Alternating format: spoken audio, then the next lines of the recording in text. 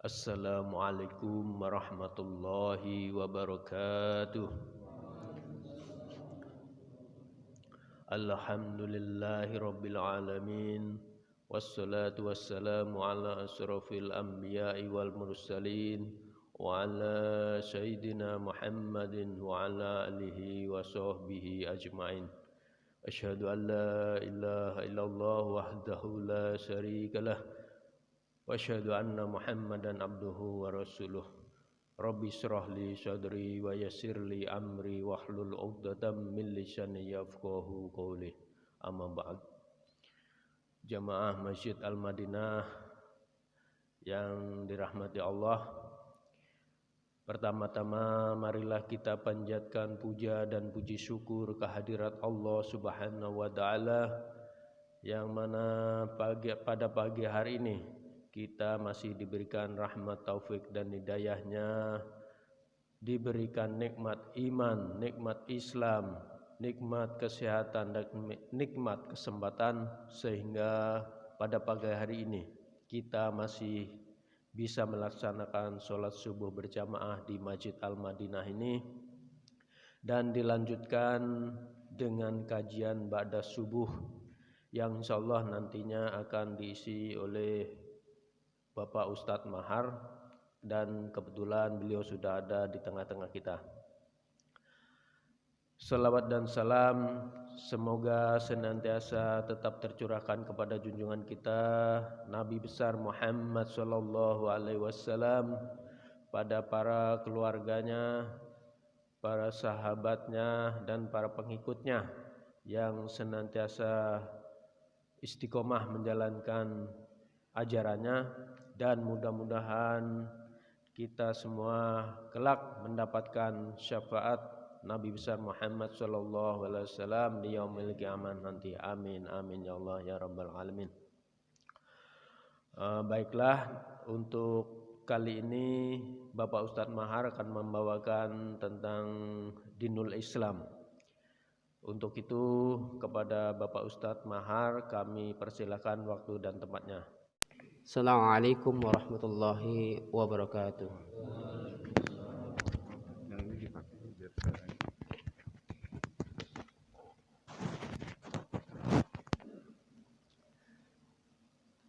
Alhamdulillah, arsala rasulah bil huda wa dinil haq liyudhhiruhu 'ala ad-dini kullihi wa kafa billahi shahida.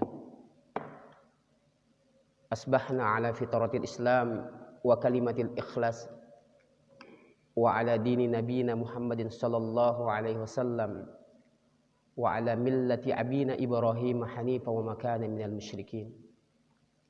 Asyhadu an la ilaha illallah wahdahu la syarika la wa asyhadu anna Muhammadan abduhu wa rasuluhu la nabiyya ba'da. Qala Allah ta'ala fil Qur'anil Karim, a'udzu billahi as-sami'il 'alim minasy syaithanir rajim. Bismillahirrahmanirrahim. Wal mu'minuna wal mu'minat ba'duhum awliya'u ba'd ya'muruna bil ma'ruf wa yanhauna 'anil munkar wa yuqimuna as-salata wa yu'tuna az-zakah wa yuti'una Allah war rasul ulaika sarruhumullah innallaha 'azizun hakim. Sadaqallahul 'azim wa sadaqallahu nabiyul karim.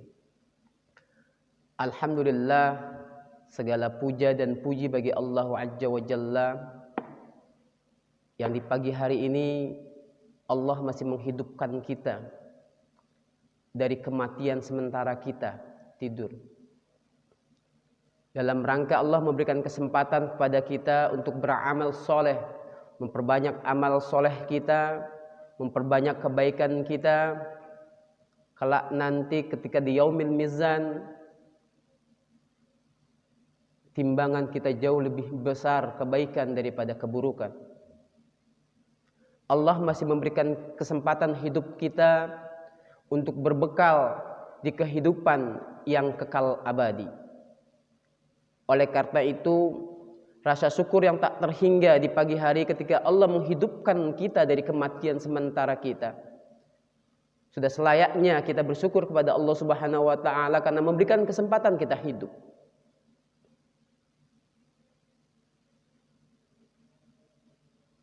Oleh karena itu, hidupnya kita bukan hanya sekedar hidup.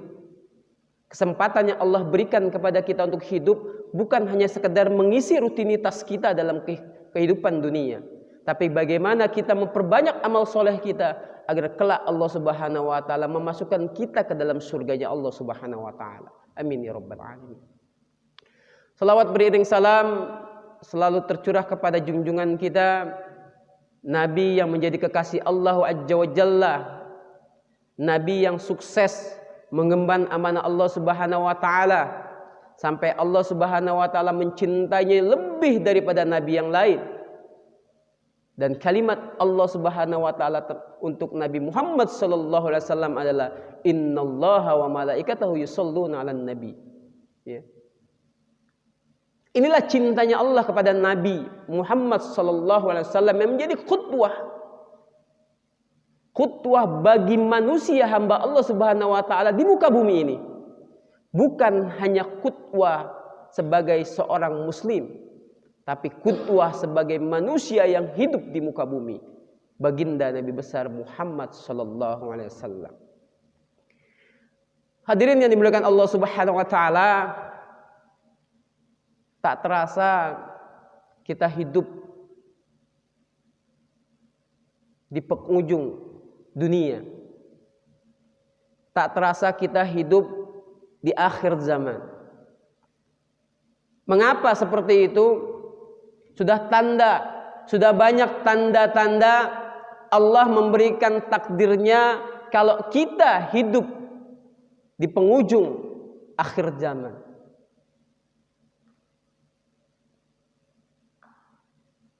Ilmu mulai Allah angkat dari muka bumi ini dengan banyaknya wafatnya para ulama-ulama kita. Fitnah banyak sekali yang sudah terlihat dan tampak.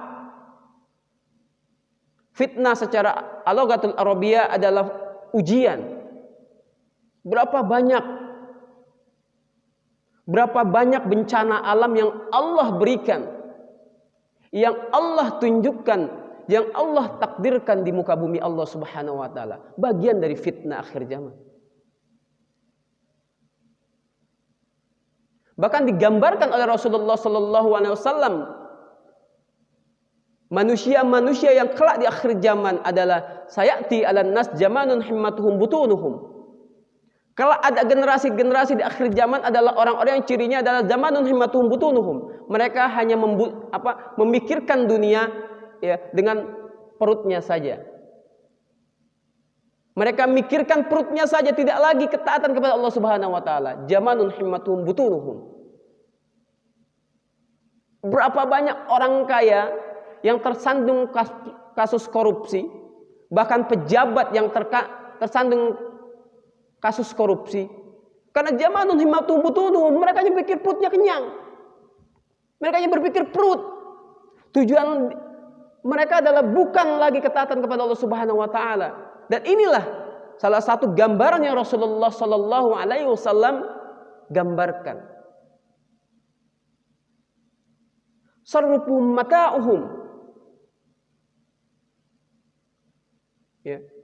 Mereka melihat manusia bukan lagi dari ketaatan kepada Allah Subhanahu wa taala, tapi bagaimana strata sosialnya.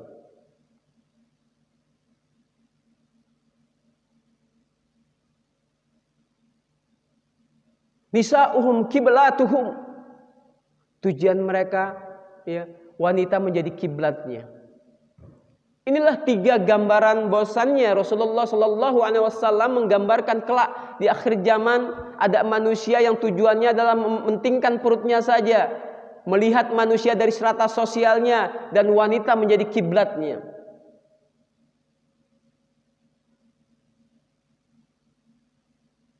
Oleh karena itu, manusia-manusia yang beriman, hamba-hamba Allah Subhanahu wa taala yang kelak selamat dari fitnah dunia, selamat dari kehidupan akhir zaman, adalah orang-orang yang Allah gambarkan di surat At-Taubah ayat 71.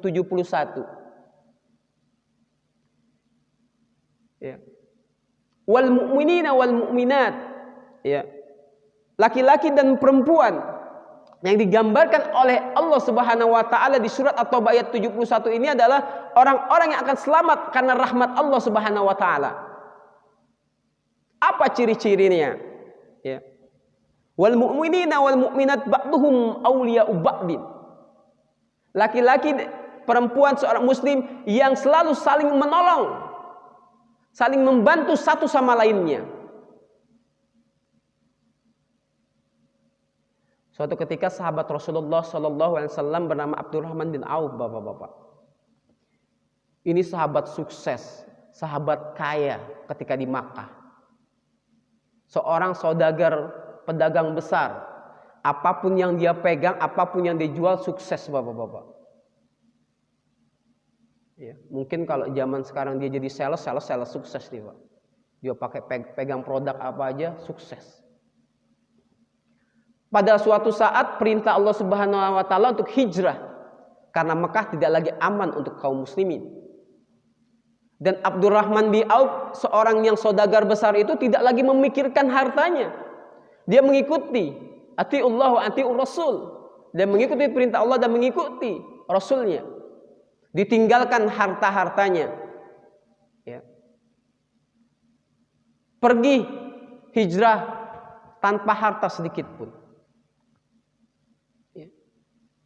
Lalu suatu ketika dia sampai di tempat hijrahnya Madinah Al-Munawwarah, dia bertemu sahabat kaum muslimin. Dia tanyakan, "Ya Abdurrahman bin Auf, engkau kesini tanpa bekal. Engkau kesini tanpa harta sedikit pun." Kebetulan sahabat yang satu ini juga orang kaya, bapak-bapak. Ditawarkanlah Abdurrahman bin Auf oleh sahabat saudara muslim di Madinah ini, "Aku punya rumah 2, maka aku akan berikan 1 untukmu, wahai Abdurrahman bin Auf." "La, tidak," kata Abdurrahman bin Auf. Lalu ditawarkan lagi, "Aku punya istri 2. Kalau engkau mau, Abdurrahman bin Auf, maka aku akan ceraikan 1 dan 1 buat kamu." Bayangkan. Begitu Islam, ya, mengajarkan, ya, saling tolong menolong di antara kaum muslim begitu besar. Bayangkan bapak-bapak, punya istri 2, 1 mau dikasih buat saudaranya.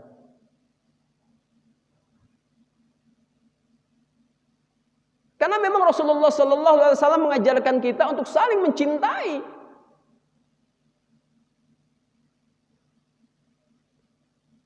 Li akhihi ma yuhibbu li nafsi. Mencintai saudaranya seperti mencintai dirinya sendiri. La yu'minu ahadukum hatta yuhibba li akhihi ma yuhibbu li nafsi. Tidak sempurna iman seorang muslim yang tidak mencintai saudaranya seperti mencintai dirinya sendiri.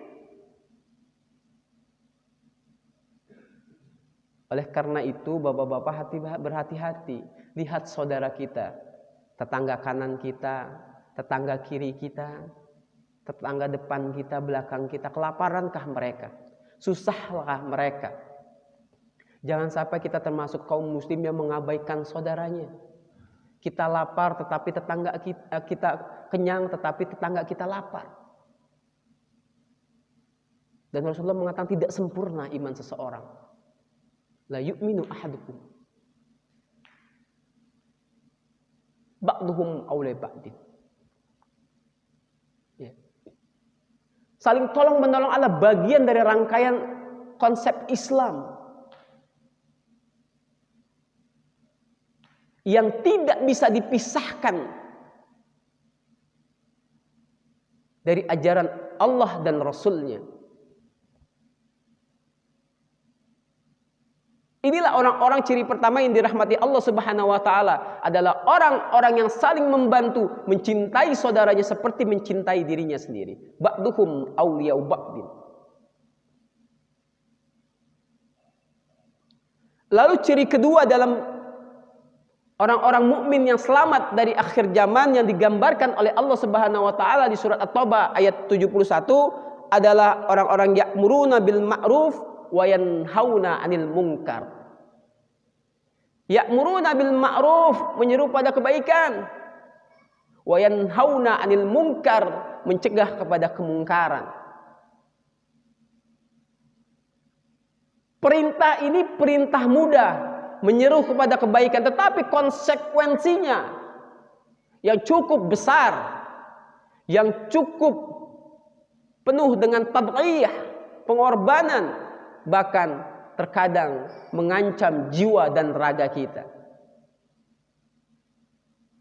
Awal mulanya Rasulullah sallallahu alaihi wasallam berdakwah dengan syir, maka aman, tidak ada pembunuhan, tidak ada ancaman dari kaum Quraisy pada saat itu. Tapi ketika wayanhauna 'anil munkar, ini yang menjadi ancaman, konsekuensi. Wa aqimis shalah. Ya. Bayangkan ketika Allah Subhanahu wa taala memerintahkan wayanhauna 'anil munkar, ya, maka kebiasaan orang Quraisy pada saat itu merasa terganggu. Mereka yang biasa minum khamar, mereka yang biasa berjudi, mereka yang biasa berzina, mereka yang biasa berbohong, terusik dengan perintah Allah. Dan disitulah wayanhauna 'anil munkar, disitulah konsekuensi, ya, perintah Allah Subhanahu wa taala. Ya. Konsekuensi Allah Subhanahu wa taala, ya, menguji hamba-hamba Allah untuk menegakkan wayanhauna 'anil munkar.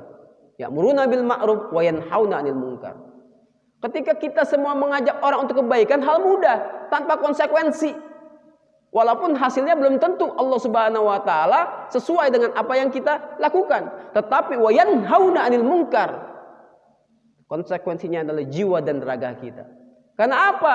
Orang-orang yang bermaksiat, orang-orang yang jauh dari Allah merasa kebiasaannya terganggu.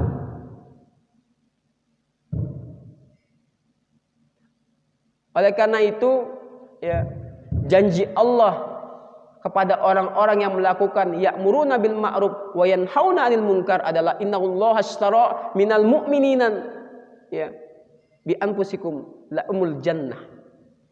Innallaha ashtara minal mu'minin bi anna lahumul jannah. Apa? Allah beli raga kita dengan surganya Allah Subhanahu wa taala. Bayangkan. Ya. Orang-orang yang menegakkan wa yanhauna 'anil munkar adalah adalah manusia-manusia yang Allah beli raganya dengan surganya Allah Subhanahu wa taala. Oleh itu penuh keberanian. Kalau Habib Rizik begitu tenang di Arab Saudi, kenapa beliau harus pulang? Beliau diperlakukan begitu istimewa di Arab Saudi, kenapa beliau harus pulang untuk ya'muruna bil ma'ruf?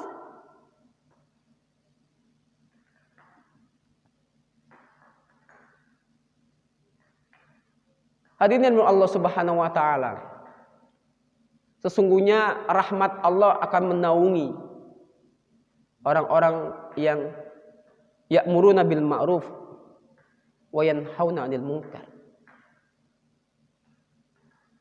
Jadi Rasulullah pun menggambarkan, Rasulullah pun memerintahkan, ya, orang-orang yang wa yanhauna 'anil munkar, ya, pertama harus dengan kekuasaannya, tangannya.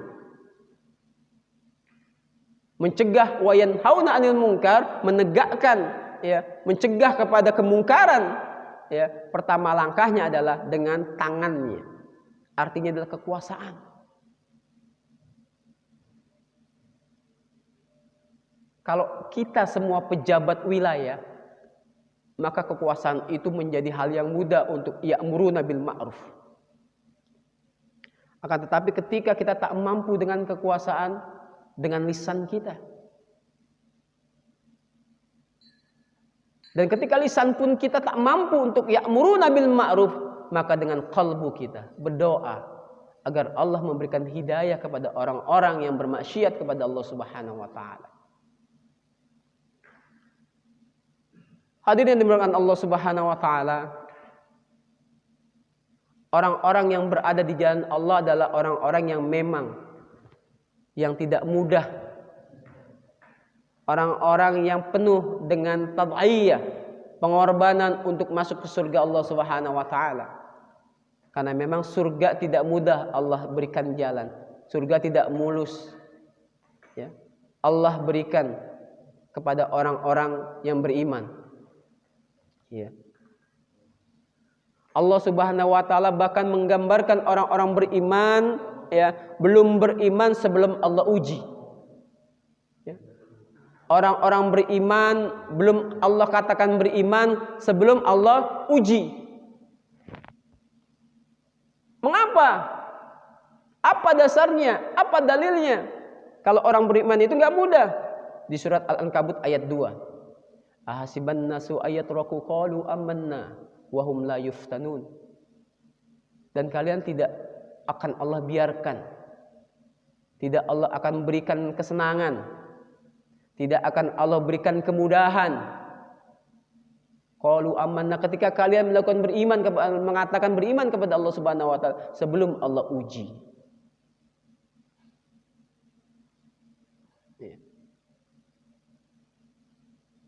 Jadi ketika menjadi orang beriman, ya, sudah Allah beli jasadnya dengan surga Allah Subhanahu wa taala, maka Allah akan uji.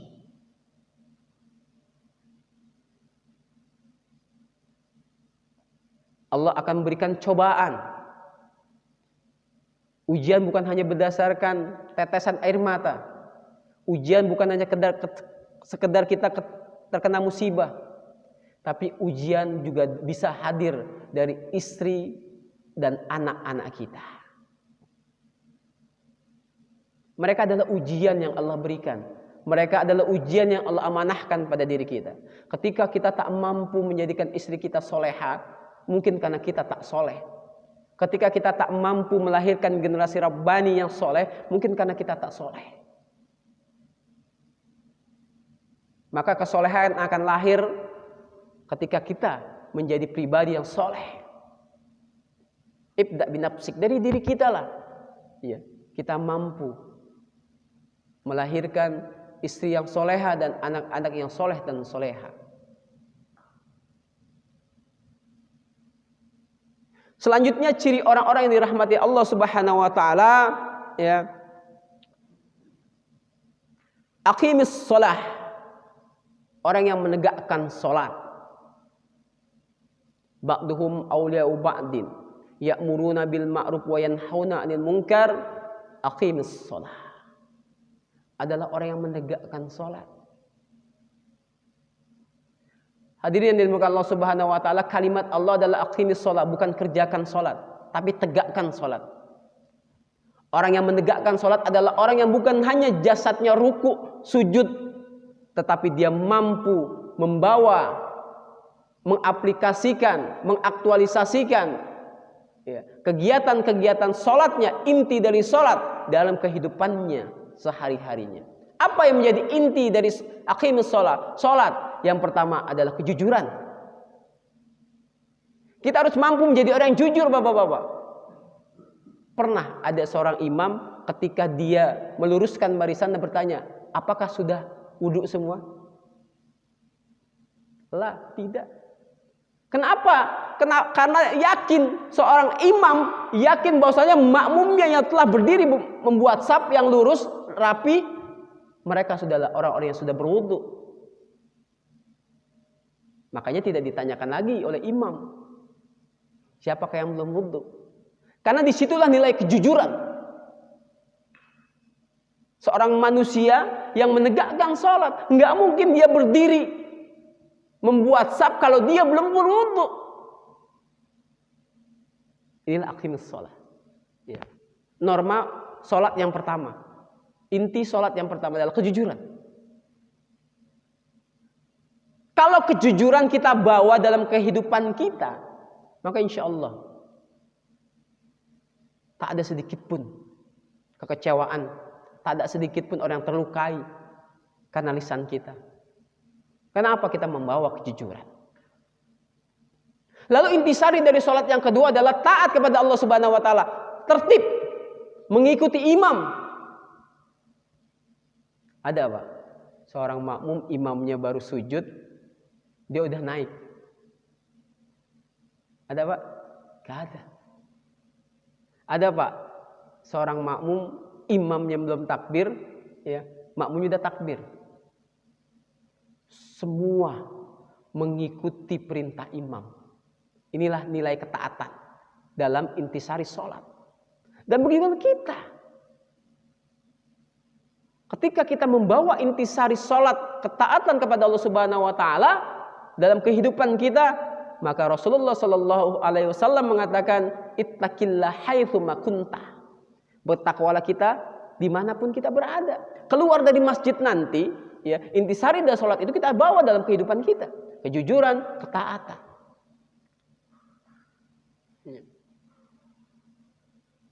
Jadi kalau ada orang yang taat kepada Allah, rajin sholatnya, tetapi masih saja bermaksiat kepada Allah Subhanahu wa Ta'ala, karena dia tidak membawa intisari sholatnya dalam kehidupannya.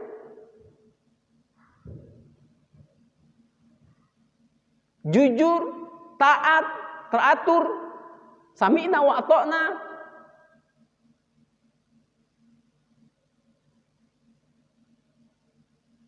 Aqimis shalah. Ini ciri ketiga manusia-manusia yang dirahmati Allah Subhanahu wa Ta'ala yang sukses, ya, menghadapi akhir zaman.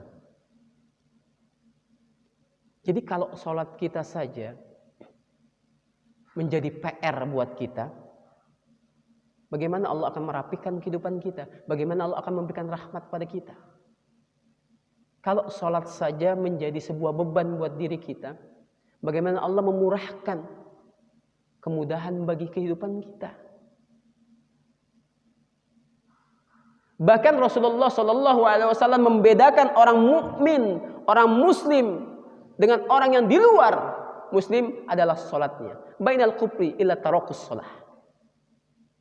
Yang membedakan kalian semua, ya, dengan orang yang bukan muslim adalah sholatnya. Kalau di padang mahsyar, ya, dalam suatu hadis qudsi digambarkan di padang mahsyar di mana Allah memisahkan dua golongan, orang muslim dan orang non muslim. Dan ada orang muslim, ya, yang bertanya kepada Allah Subhanahu wa Ta'ala ketika dia berada, ya, di luar golongan orang muslim. Ya Allah, sesungguhnya aku di dunia itu muslim. Maka apa kata Allah? Illa tarakus shalah. Kamu nggak pernah sholat. Bahkan kelak hisab pertama yang Allah akan hisab pada diri kita adalah sholat kita. Rapihnya sholat kita, benarnya sholat kita, baiknya sholat kita akan mengikuti amal-amal soleh kita yang lain.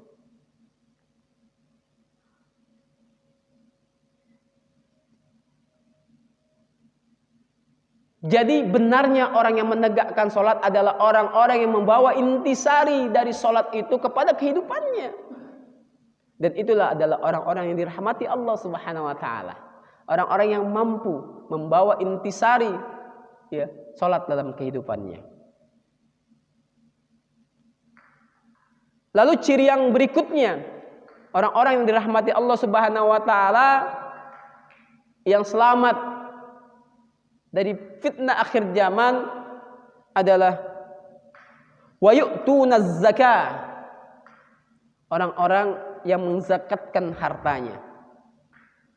Ba'duhum awliya'u ba'din ya'muruna bil ma'ruf wa yanhauna 'anil munkar wa aqimis shalah wa atuz zakah. Zakat, ya, zakat, ya. Zakat adalah bagian dari harta, mengekalkan harta kita, mensucikan harta kita. Kalau antum semua, kita semua mempunyai penghasilan, ya, maka wajib kita zakatkan. Zakatlah yang akan menjadikan rahmat Allah hadir kepada kehidupan kita. Zakatlah yang menjadikan kita mengundang rahmat Allah Subhanahu wa Ta'ala. Kalau kata Ustadz Yusuf Mansur, jangan tunggu kaya untuk berzakat, berinfak. Tapi apapun rezeki yang Allah berikan pada diri kita, maka zakatkan. Berapapun kemampuan kita.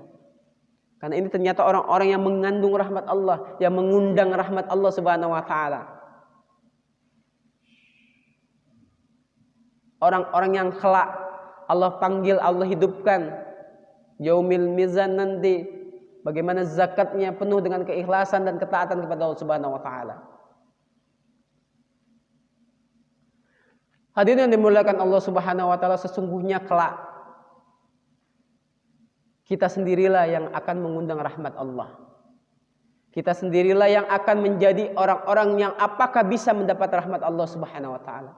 Karena sesungguhnya rahmat Allah begitu luas, tinggal bagaimana kita mau atau tidak mengundang rahmat Allah Subhanahu wa taala. Ya. Lalu ciri selanjutnya orang-orang yang dirahmati Allah Subhanahu wa taala yang kelak selamat dari akhir zaman, ya, adalah wa yuti'una Allah war rasul. Orang yang taat kepada Allah dan Rasulnya. Orang yang taat kepada Allah dan Rasulnya, taat kepada Allah tidak sesuai, tidak taat kepada Rasulnya, ya, maka bukan menjadi orang-orang yang ciri mengundang rahmat Allah. Maaf bapak-bapak, kalau pernah dengar Ahmadiyah, dia bukan nggak taat pada Allah, tapi dia nggak taat kepada Rasul. Yang Allah perintahkan adalah atiullah wa atiur Rasul. Ini rangkaian yang tidak dipisahkan, rangkaian tidak pilihan. Atiullah wa atiur Rasul.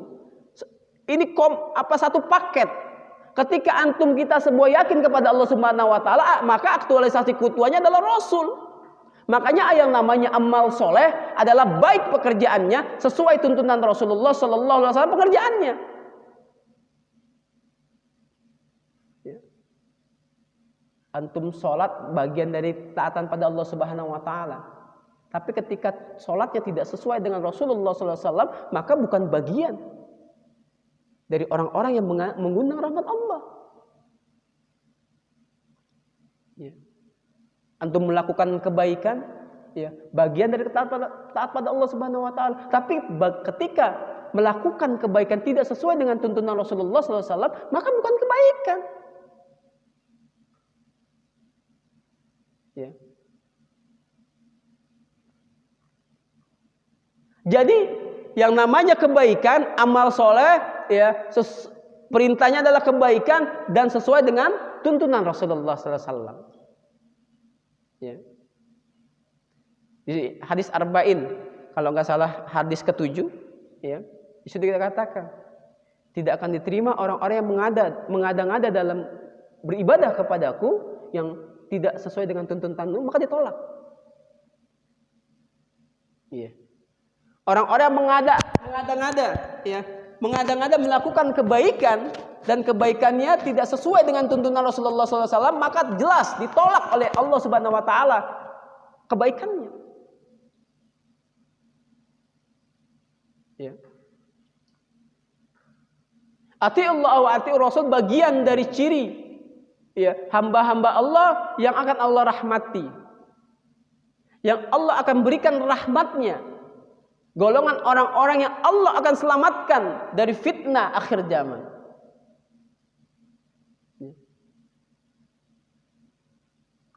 Jadi, apa kuncinya? Ketika antum semua mau beramal, ketika antum semua mau beribadah, maka butuh ilmu. Ilmunya apa? Sesuai dengan tuntunan Rasulullah. Ini penting. Jangan sampai menjadi sia-sia karena apa? Melakukan kebaikan, melakukan keibadatan tanpa ilmu. Atiullah wa atiur Rasul. Iya. Telah banyak kegiatan-kegiatan ritual keislaman agama kita, ya, tapi terkadang tanpa ilmu. Ini yang menjadi jelas. Ini menjadi jelas akan Allah tolak apa yang dilakukannya. Kita sering melihat kegiatan sedekah laut ketika satu suro, ya, mencuci keris dalam satu suro, sedekah laut agar laut tidak marah, ya, agar laut tidak memunculkan tsunami. maka diberikan sedekah laut. Jelas. Hadis Arba'in ayat 7 nomor 7 dia jelas mengatakan. Tertolak semua. Kenapa? Tanpa tuntunan Rasulullah sallallahu alaihi wasallam. Dan di penutup ayat ini Allah katakan ulaika sarruhumullah innallaha azizun hakim. Dan itulah orang-orang yang Allah rahmati. Ya. Ba'duhum awliya'u ba'din. Ya'muruna bil ma'ruf wa yanhauna 'anil munkar. Aqimus shalah wa a'atuz zakah. Atiullaha wa atiur rasul. 5 ciri Allah akan merahmati manusia-manusia menegakkan, ya, menegakkan perintah Allah Subhanahu Wa Taala di surat At-Taubah ayat 71 ini. Itu saja mungkin kultum yang singkat dari anak pribadi. Mudah-mudahan menjadi sebuah ilmu buat anak pribadi agar mampu mengaktualisasikan agar hadir rahmat Allah Subhanahu Wa Taala terhadap diri anak. Dan kita semua yang hadir di sini. Al-haqqu rabbik, kebenaran datangnya dari Allah dan yang salah datangnya dari pribadi Anda sendiri. Billahi taufiq wal hidayah. Assalamualaikum warahmatullahi wabarakatuh.